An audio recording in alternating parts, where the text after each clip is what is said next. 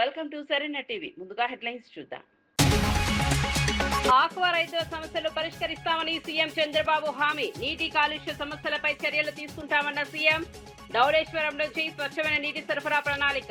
గ్రామీణ మౌలిక సదుపాయాల అభివృద్ధికి ప్రాధాన్యమన్న చంద్రబాబు. హైడ్రాపై దుష్ప్రచారం చేస్తున్న ప్రతిపక్షాలపై ఎంపీ చామలపై. చెరువులు ప్రభుత్వ భూముల రక్షణే హైడ్రా లక్ష్యమన్న ఎంపీ. సీఎం వ్యాఖ్యలను వక్రీకరిస్తున్నారని ప్రతిపక్షాలపై విమర్శ. హైదరాబాద్ అభివృద్ధికి అందరూ సహకరించాలని సూచన.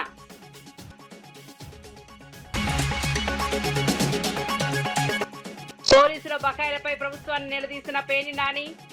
సరెండర్ లీవ్ డబ్బులు ఇప్పటికే చెల్లించలేదన్న మాజీ మంత్రి. ట్రావెల్ అలవెన్సెస్ కూడా ఇవ్వలేదంటూ ఆరోపణలు. పోలీసులకు వెంటనే న్యాయం చేయాలని ప్రభుత్వానికి డిమాండ్. కవిత వ్యాఖ్యలపై ఘాటుగా స్పందించిన రఘునందన్ రావు. పూర్తి అవగాహన లేకుండా విమర్శలు చేస్తున్న ఎంపీ. సింగూరు సమస్యలపై టీఆర్ఎస్ సమాధానం చెప్పాలన్న రఘునందన్. వ్యక్తిగత విమర్శలు మానుకోవాలని రాజకీయ పార్టీలకు సూచన.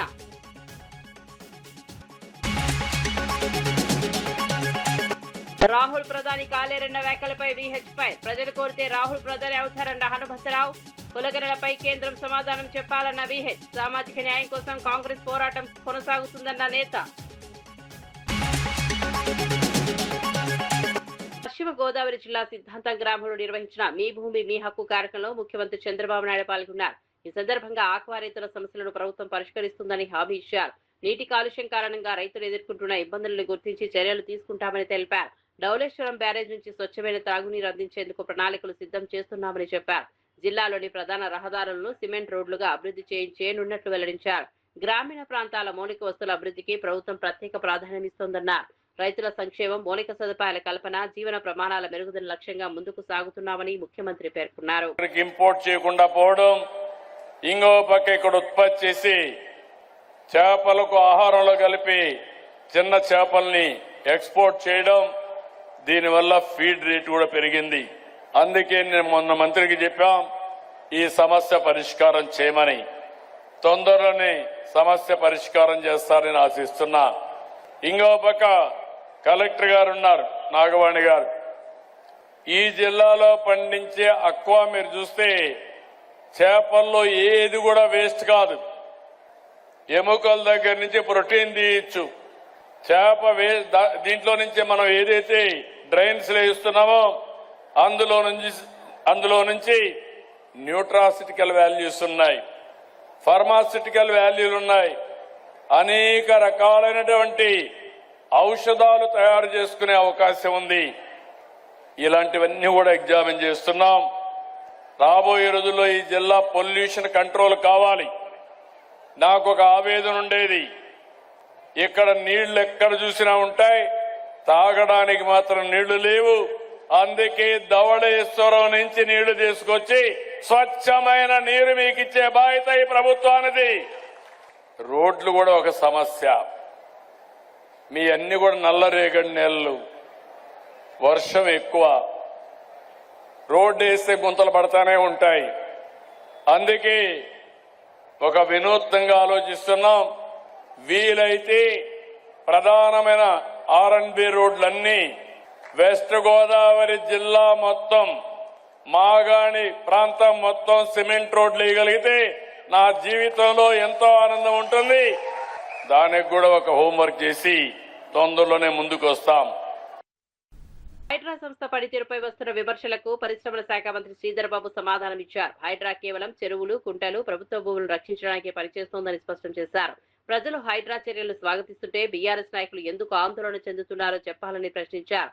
ముఖ్యమంత్రి రేవంత్ రెడ్డి ఆక్రమణదారులు, అవినీతి పరులపైన కఠిన చర్యలు తీసుకుంటామని మాత్రమే చెప్పారని వివరించారు. ఆయన వ్యాఖ్యలను వక్రీకరించి ప్రజలను తప్పుదోవ పట్టించే ప్రయత్నం జరుగుతోందన్నారు. 10 ఏళ్ల పాలనలో ఇచ్చిన హామీలను అమలు చేయలేకపోయినా బీఆర్ఎస్ నాయకులు ఇప్పుడు తప్పుడు ప్రచారం చేస్తున్నారని విమర్శించారు. హైదరాబాద్ అభివృద్ధి, ప్రభుత్వ ఆస్తుల పరిరక్షణ కోసం హైడ్రా పనిచేస్తోందని మంత్రి శ్రీధర్ బాబు స్పష్టం చేశారు. ప్రజలందరూ కూడా ఒకసారి గమనించాలి. ఈరోజు చెరువులు, కుంటలు, పరిసరాల ప్రాంతంలో ఉంటున్న ఆ ప్రాంత ప్రజలందరూ హర్షిస్తా ఉన్నారు. ఒక పక్షాన బాధపడేవారు ఎవరంటే టీఆర్ఎస్ సంబంధించిన నాయకత్వం. కబ్జాకు గురైన భూమిని ప్రభుత్వ పరంగా తీసుకుంటే మీరెందుకు బాధపడతా ఉన్నారు? ఎందుకు అంత అసహనం? హిట్లరు మేము ఫిలాసఫీని అడాప్ట్ చేసుకోలేదు, ఒక ఐరన్ డిసిప్లిన్గా వెళ్ళాలనే ముఖ్యమంత్రి గారి ఆలోచన. I wanted to be Hitler, I don't feel shy. ప్రభుత్వ డబ్బులు ఇష్టం వచ్చినట్టు ఉద్యోగం చేస్తే వాళ్ళని హిట్లర్ కాదు, హిట్లర్ తాజోడనంటూ బాన్లాగా బిహేవ్ చేస్తారు. కేసీఆర్ గారు హిట్లర్ సిద్ధాంతాన్ని అమలు పరిచిండ్రా ఇప్పుడు? మరి వారి ఆలోచన మేరకు కేటీఆర్ గారిని వాళ్ళ నాన్నని అడగమంటున్నాం. ఇప్పుడు ప్రభుత్వ భూములను లాక్కునే వారిపై ఉక్కు పాదముతో చట్టాన్ని అమలు చేసే కార్యాచరణ తీసుకుంటామని వారి ఆలోచన. లేనిపోని అంశాలను ప్రజల వద్దకు తీసుకెళ్లాలని ఒక తీవ్రమైన ప్రయత్నం చేస్తా ఉన్నారు హరీష్ రావు గారు. ఈ రోజు ప్రజలను పక్కదారి పట్టించే ప్రయత్నం చేస్తా ఉన్నారు హరీష్ రావు గారు. దాదాపు 60-70% చేసి ఇంకా 30% ఎందుకు చేయలేకపోతా ఉన్నారు వీళ్ళు, చెయ్యాలని చెప్తా ఉన్నాడు ఆయన. మా మేనిఫెస్టో గురించి మాట్లాడే ముందు హరీష్ రావు గారు, ఒకసారి మీరు ప్రతి అసెంబ్లీ నియోజకవర్గంలో 1,00,000 ఎకరాలకు కొత్తగా సాగు నీరు అందిస్తామన్నారు. ఏమైందని అడుగుతా ఉన్నాం. ఇచ్చిన రుణమాఫీ రైతు తీసుకున్న రుణంపై వడ్డీకే సరిపోయింది. 24 జిల్లాల్లో 24 సూపర్ స్పెషాలిటీ హాస్పిటల్ కడతాం. ఏమైనా అవి హిల్ట్ పాలసీ గాని, లైఫ్ సైన్సెస్ పాలసీ గాని, ఎలక్ట్రానిక్స్ పాలసీసే గాని పరిశ్రమలకు సంబంధించి పెద్ద ఎత్తున ముందుకు తీసుకెళ్లే ప్రయత్న భాగంలో ఒక ఆలోచన దృక్పథంతో ముందుకు వెళ్తా ఉన్నాం. న్యూఢిల్లీలో జరిగిన ఇండియా కూటమి కీలక సమావేశంలో ప్రతిపక్ష పార్టీల ఐక్యతపై విస్తృత చర్చ జరిగింది. దేశంలో ప్రజాస్వామ్య విలువలను బలోపేతం చేయాలంటే అన్ని భాగస్వామ్య పార్టీలు సమన్వయంతో ముందుకు సాగాల్సిన అవసరం ఉందని నేతలు అభిప్రాయపడ్డారు. కాంగ్రెస్ అధ్యక్షుడు మల్లికార్జున ఖర్గే మాట్లాడుతూ కేంద్ర ప్రభుత్వ విధానాలపై ఉమ్మడిగా పోరాటం కొనసాగిస్తామని తెలిపారు. రాబోయే ఎన్నికలు జాతీయ అంశాలపై సంయుక్త కార్యాచరణ రూపొందించాలని సమావేశంలో నిర్ణయించారు. ప్రజాస్వామ్య పరిరక్షణ, రాజ్యాంగ విలువలు కాపాడమే ప్రధాన లక్ష్యమని నేతలు పేర్కొన్నారు. దేశవ్యాప్తంగా ప్రజా సమస్యలను ఉమ్మడిగా ప్రస్తావిస్తూ బలమైన ప్రత్యామ్నాయం చూపించేందుకు కూటమి కట్టుబడి ఉందని వెల్లడించారు. సమావేశం అనంతరం అన్ని పార్టీలు కలిసి పనిచేయాలని పిలుపునిచ్చాయి.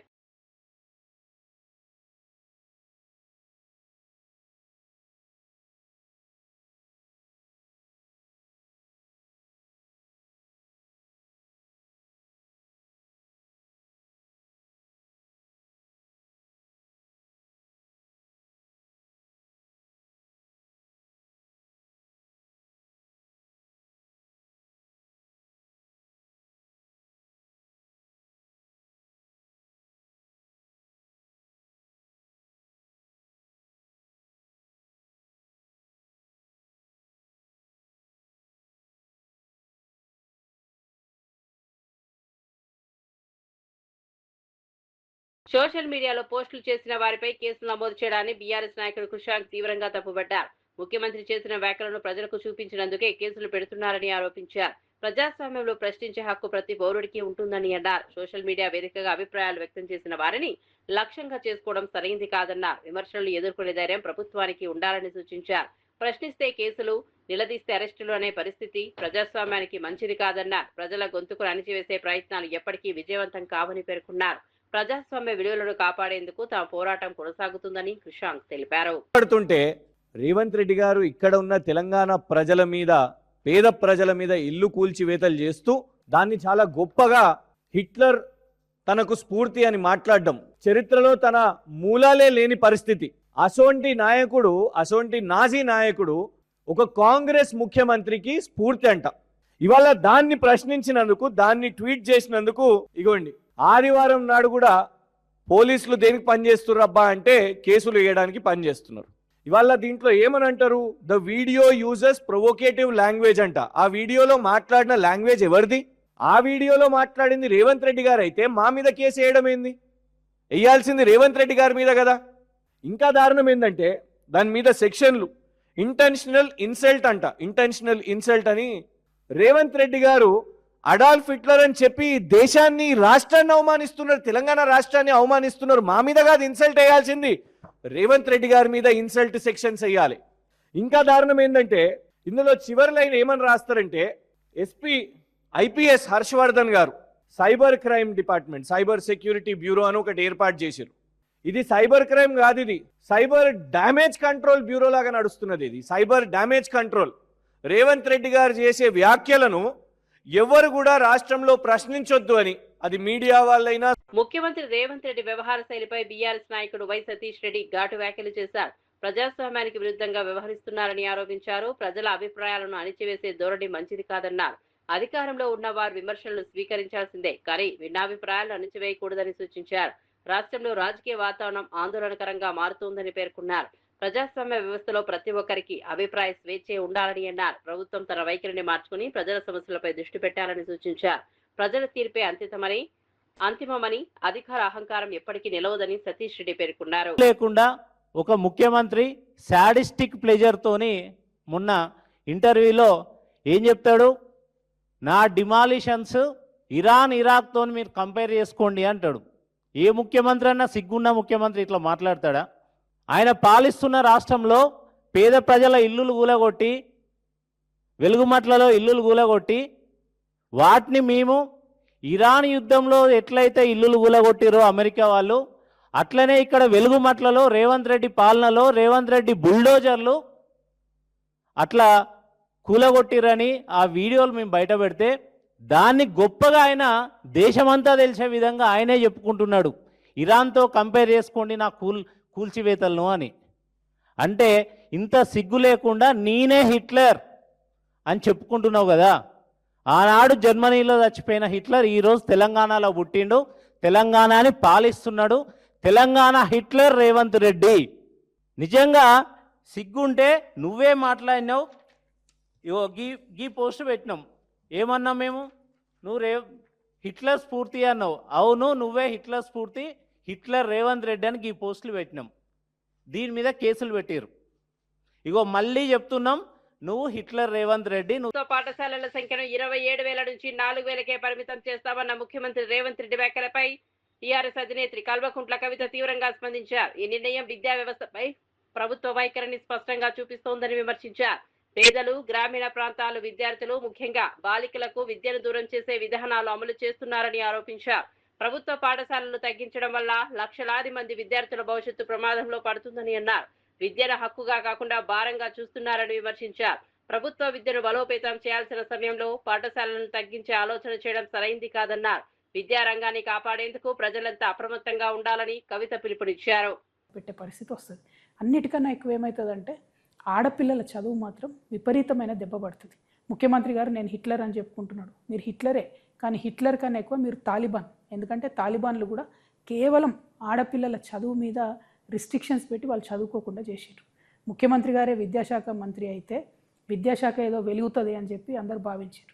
కానీ అడుగడుగున అబద్ధాలు. ఇప్పుడు మీరున్న 27,000 పాఠశాలల్ని 4,000 పాఠశాలలు చేస్తే ఇప్పుడు ఉన్నటువంటి ఉపాధ్యాయులందరినీ ఏం చేస్తారు? మీరు ఈ 3 లక్షల పై చిలుకున్నటువంటి ఉపాధ్యాయులందరినీ కూడా తీసేస్తారా?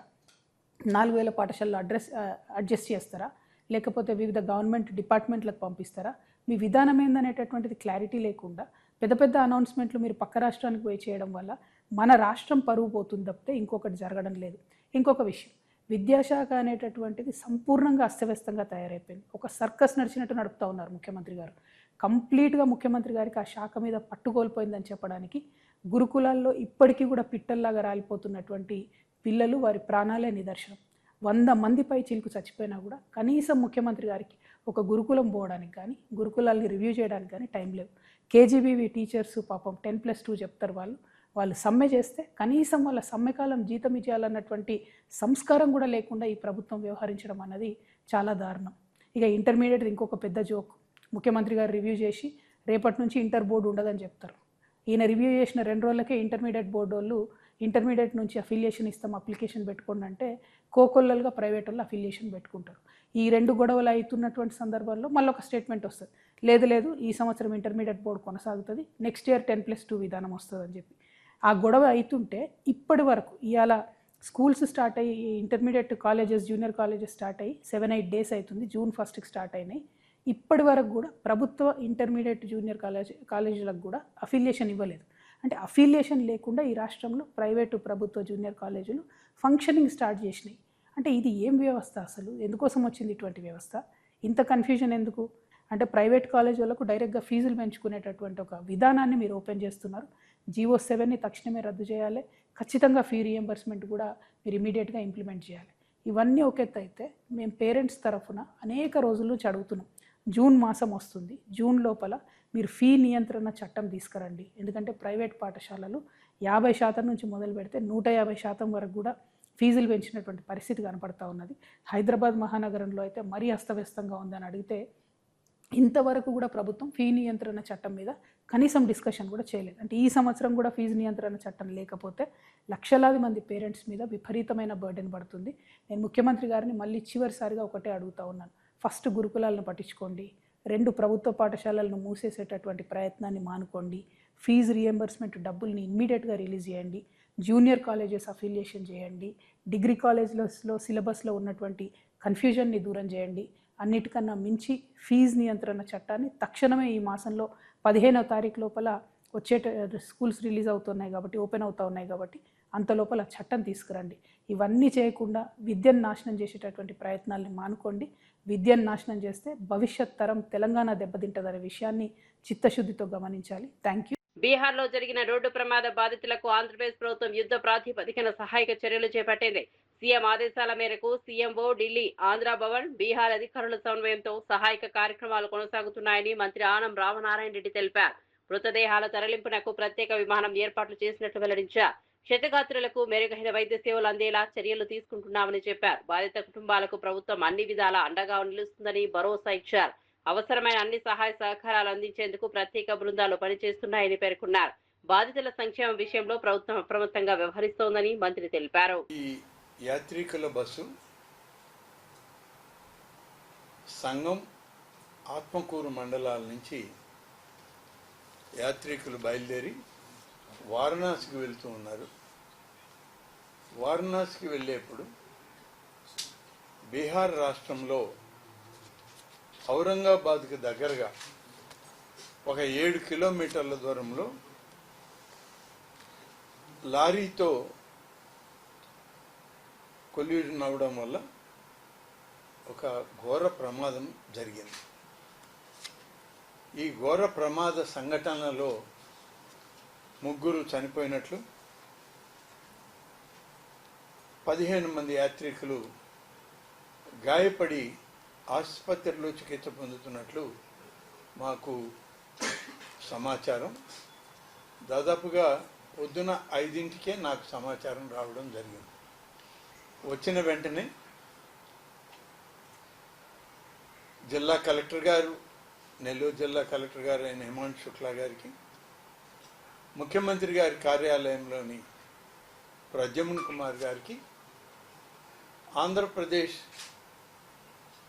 భవన్ ఢిల్లీలో ఏదైతే ఉందో అక్కడున్న కమిషనర్ ఆర్జా శ్రీకాంత్ గారికి ఈ వివరాలన్నింటినీ కూడా వారి దృష్టిలో పెట్టడం, వారు వెనువెంటనే ముఖ్యమంత్రి గారికి ఈ సమాచారాన్ని ఇచ్చిన తర్వాత ఆయన ఎవరెవరితో అవసరమైన కార్యక్రమాలు చేయాలి అనే దాంట్లో ఎవరెవరు అధికారం వాళ్ళని కాపాడండి అని చెప్పి ముఖ్యమంత్రి గారు వెంటనే ఆదేశాలు ఇవ్వడం జరిగింది.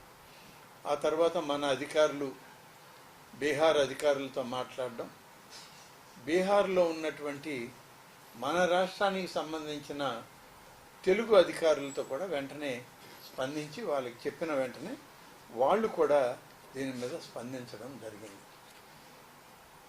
ఈ బస్సు ప్రయాణంలో 40 మంది యాత్రికులు, 2 డ్రైవర్లు, 3 సహాయక సిబ్బంది, మొత్తం 45 మంది ఈ బస్సులో ప్రయాణం చేస్తున్నట్లు మనకి ప్రాథమిక సమాచారం ఉంది. అందులో 3 మృతి చెందినట్లు, ఒక వంట మనిషి, ఒక టూర్ అటెండెంట్, తర్వాత ఒక మహిళా యాత్రికురాలు, ఈ 3 చనిపోయారు.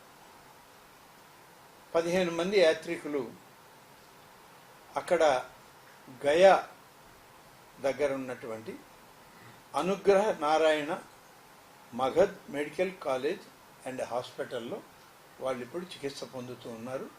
ఎటువంటి ప్రమాదం లేదు, కానీ మల్టిపుల్ ఫ్రాక్చర్స్ కొంతమందికి ఉన్నాయి. ఆ ఫ్రాక్చర్స్ ఉన్నాయి కాబట్టి వాళ్ళకి కొంత అక్కడనే ఉంచి ట్రీట్మెంట్ చేయాలని చెప్పి అక్కడ డాక్టర్లు సలహా ఇవ్వడం, వెంటనే ట్రీట్మెంట్ కూడా వాళ్ళకి మొదలు పెట్టమని చెప్పడం కూడా జరిగింది. దానికి తగ్గట్టు అక్కడ డాక్టర్సు, అక్కడ ఉన్నటువంటి బీహార్ గవర్నమెంట్ అధికారులు కూడా స్పందిస్తూ ఉన్నారు.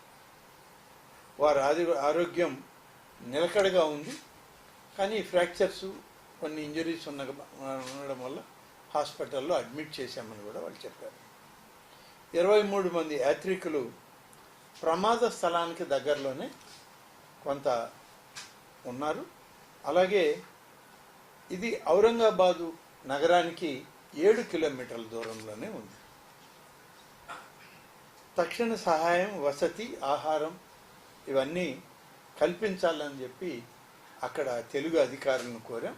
వారు ఆ విధంగా స్పందించి ముఖ్యమంత్రి గారి ఆలోచన, వారి యొక్క ఆదేశాలను పాటిస్తారన్నమాట.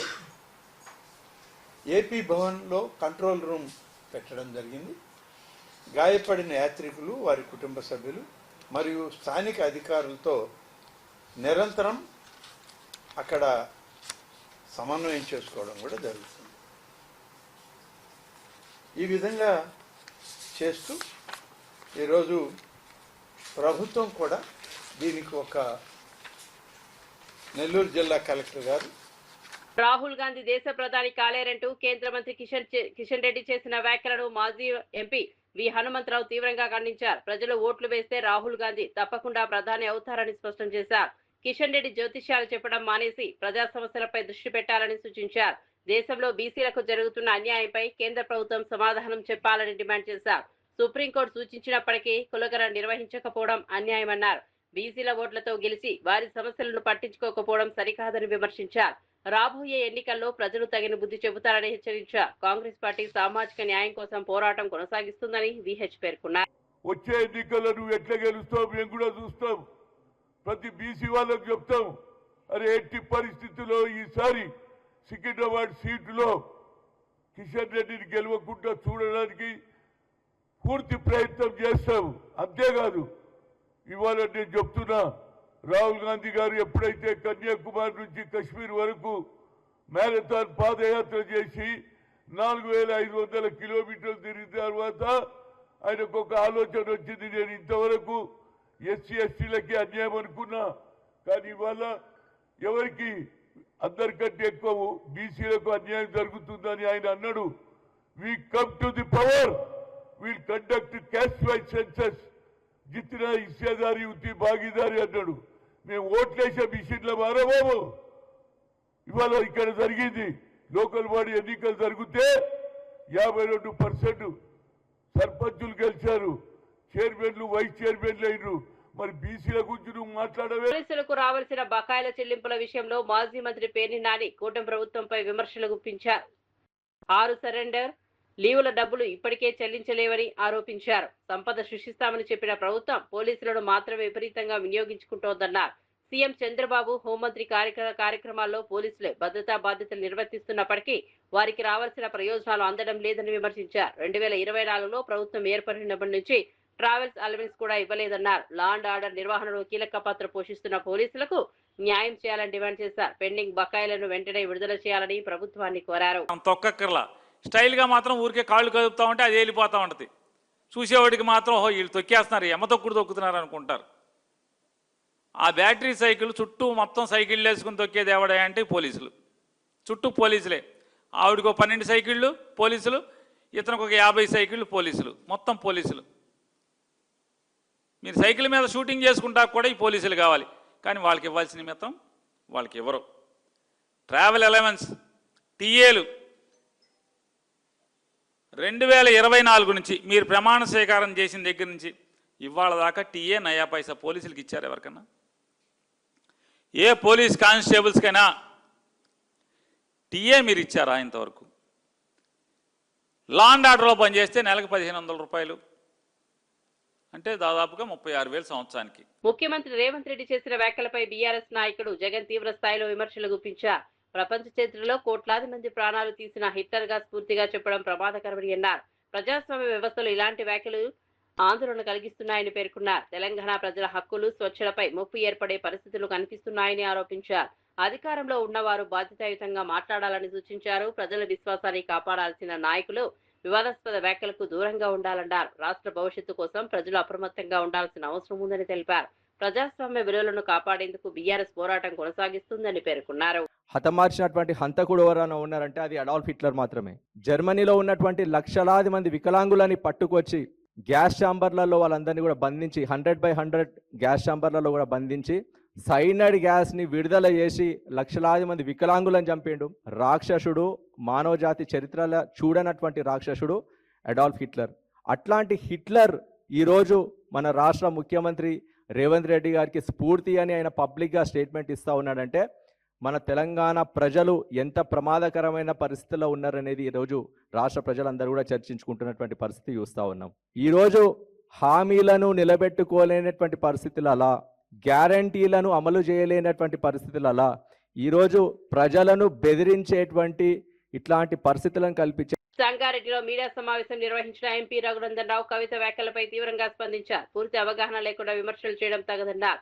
మెదక్, జహీరాబాద్ నియోజకవర్గాల వివరాలే తెలియకుండా మాట్లాడుతున్నారని విమర్శించారు.